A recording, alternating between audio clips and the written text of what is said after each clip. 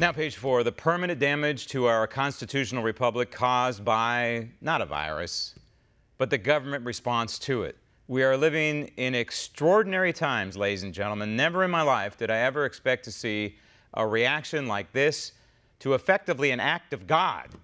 Look at what we have done to our lives, our economy, our Constitution in a matter of a few short weeks.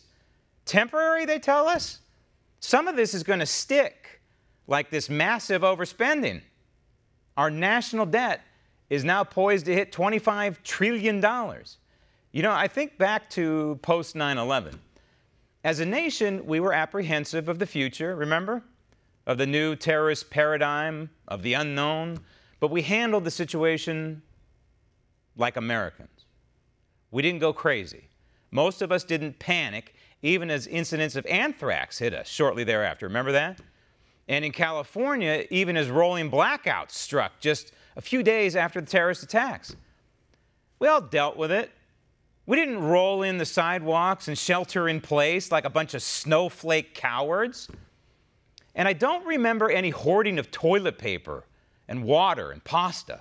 I don't remember a knee-jerk reaction by various levels of government to obliterate the First Amendment rights of tens of millions of Americans. I am astounded at what I am seeing. I'm not shocked by the blue state governors seizing the moment to commandeer more and more and more and more of our liberty. What I am shocked to see is too many Americans saying, it's just fine, it's for the best. It's so they won't die from the Wuhan coronavirus. They tell us, we're all in this together, when clearly we are not. Clearly, some Americans are affected way, way more than others, yet millions and millions of Americans are just going along with government shredding of the Bill of Rights like, well, so much toilet paper. Only there's much more shredding of the First Amendment going on than there is toilet paper available. How ironic. But think about it. If you live in California, or if you live in New York, or if you live in Illinois, or if you live in North Carolina, or if you live in Virginia, or you live in Maryland, or any other of the regions governed by leftists, then you should be in total First Amendment withdrawals by now. When temporary politicians issue edicts restricting the size of gatherings in this country, then James Madison, we have a problem, a huge problem. Even if it's, quote, temporary. This is bad. I'm sorry, but this is really bad. Worse, by limiting our right to assemble, they are necessarily dispatching our constitutional right to practice our religions. Church, wiped out, not by a bug, but by a bunch of politicians. Gavin Newsom is putting church reopening in what he's calling the third phase of his crazy Marxist socialist 4 phases of allowing people to once again live their lives. Newsom is now in charge of religion in California. It's unbelievable. It's unbelievable that the Catholic Church, that Protestants, that Lutherans, that Jews, all religions are totally passive on this. It's incredible. And right along with the removal of our right to assemble and practice openly our religions, speech. How can we exercise the right to free speech if we can't gather in a group or pray out loud in a church? And those mandatory mask orders, I am sorry, I can't. I can't do it. It's a muzzle inhibiting my free speech. I just can't do it. You think I'm overreacting?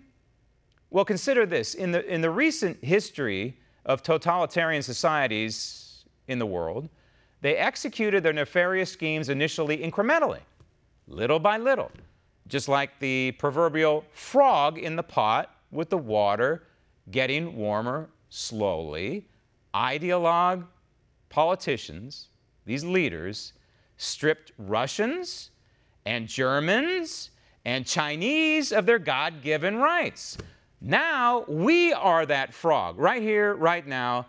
And as radical politicians turn up the heat on our fundamental rights, permanent damage is being done to us, not by a virus, no way, but by government. And some in Congress are cheering this on because of their radical beliefs and or because they're ignorant, like Ayach. One of the first things that we talk about, which is our first demand, is rent cancellation. And oftentimes... Stop it. Rent cancellation.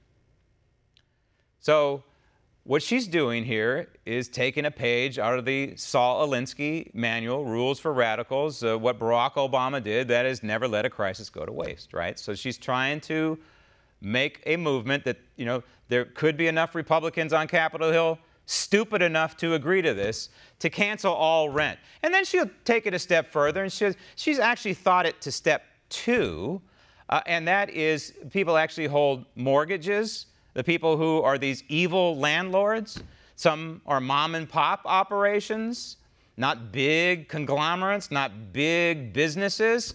So she's willing to give these mom and pop operations possibly a break on this one, that maybe the federal government will come in and give them money too. I mean, that's effectively what's going on here, right? She's calling for the federalization of housing while attacking, quote, big business. These would be the evil landlords that own more than one property, apparently. If you own one property, you're not so evil. If you own 2 properties, if you have more than one tenant, you are going to be deemed evil, and there's going to be a new tax. They're going to tax the hell out of people who own property and rent it out, and they're going to, of course, give it to the people who are not paying their rents and not paying their mortgages. This is the way government works. This has been one of the goals of the left for decades, and that is to federalize housing. Why? It's the same reason Barack Obama and the left went after health care. They wanted to go after health care since Woodrow Wilson. So for more than 100 years, they've been dying to nationalize health care. Well, they got it. Why nationalize health care? Because it's another segment of society that the left would control. And if the left controls your health care, they control just about everything. And then you add in, of course, they already control the retirement, Social Security, and it is an entitlement. I'm sorry, ladies and gentlemen, for some people, most people, it's not an entitlement. We pay into Social Security. We pay in more than we will ever get out. That's another story. But there are people receiving Social Security right now who have not paid into the system.